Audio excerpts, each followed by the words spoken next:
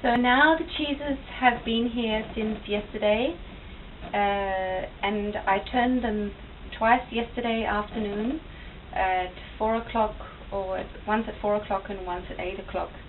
And now we're going to give them salt so that they can have their beautiful feta cheese taste.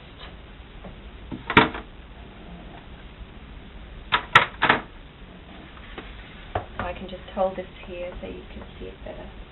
We just lift off these molds, and you can see how much smaller they are, how much whey has gone off. They were all filled right up. And this one here,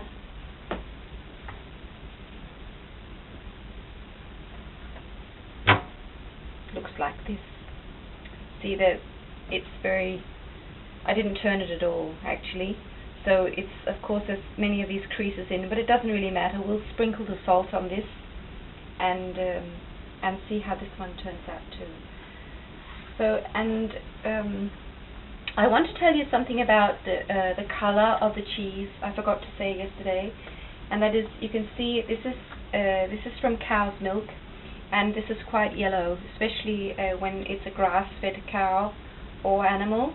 There will be more carotene, or more, just a more yellow milk, more yellow fat, and so you don't have the white feta cheese look of this, because original feta cheese was made from sheep's milk and goat's milk.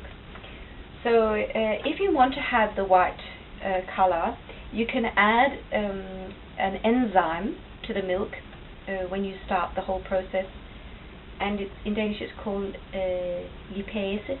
I think it's maybe lipase enzyme, and you can buy that at a cheese supply shop. So, but I don't worry about the yellow color, because it doesn't. I think it maybe does change the taste a little bit too, but not much. Now we're going to figure out how much salt we want.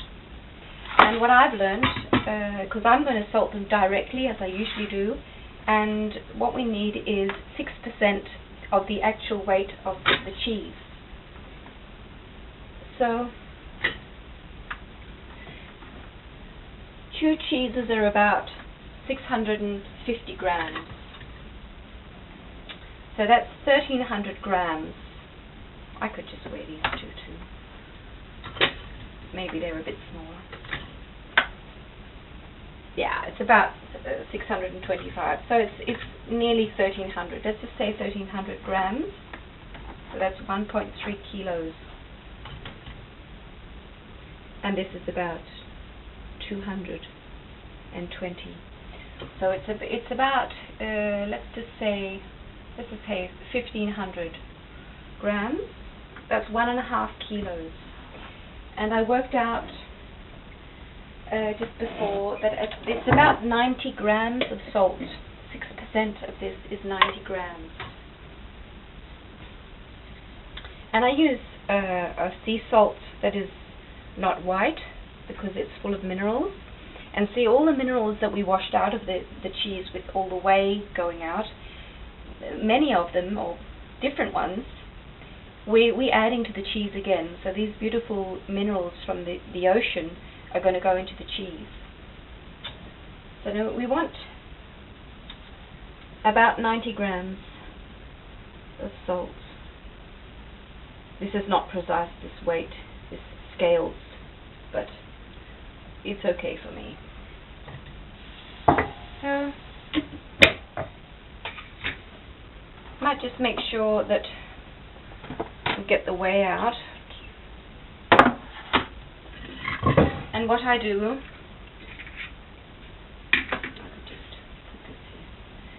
I just go like this. You can just have the salt here, and it's a lot of salt really. Just get it on all the sides, and it will suck into the cheese. And this, instead of, and now at the same time I'll turn it, because it needs turning. Cheeses need to be turned. and it goes just onto this again. Just hold it over the salt, so if you drop anything, it's going to go into the container. Otherwise, you're going to lose it into the bottom. And it does sort of drip off, because the salt is going to draw into the cheese and suck liquid, suck more moisture out of the cheese. So more whey is going to come out. You can see the holes. And the salt, apart from giving the cheese taste and also feeding the lactic bacteria, it will prevent bad bacteria from entering into the cheese. So this is a preservative as well as an enhancer of the cheese.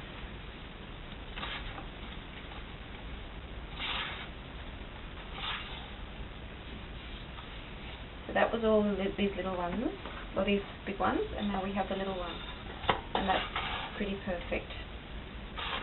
Just sort of, it will sort of suck in very quickly. A bit more here, just, and I'll just put that there. That's fine. Now all these need to be washed. But we need to keep the cheeses moist. So, and we need to have them in room temperature still. They've been in room temperature all night, and we need to keep them in room temperature. And this is, as far as it says on the recipe, it's 2 days in room temperature. And I just turn them twice a day. So let them stand there. Turn them twice a day, and we can finish now. So after 2 days here in the kitchen, they go into your fridge, and you can put them on a plate with another plate on top. I don't think I would put them in a plastic bag. Make sure they can sort of breathe in the fridge, and in the sort of warm area of the fridge. So I think that's at the top. I'm not sure actually. Well, wherever it's not too cold in the fridge. And if you do see, and I leave them for about a week in the fridge like that, turning them every day.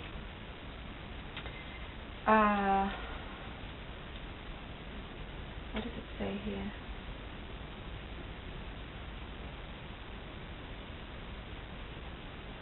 Okay, so at least 3 days in the fridge, and if you do feel the cheeses when you're turning them, they're sort of going slimy on the side, put a bit more salt on, or you can even just wash that side, wash the slime off, if you can, because they're supposed to sort of feel nice and dry when you touch them.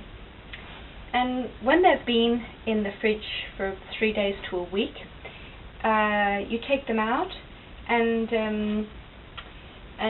you cut them up, and you put them into a jar, and you pour olive oil on.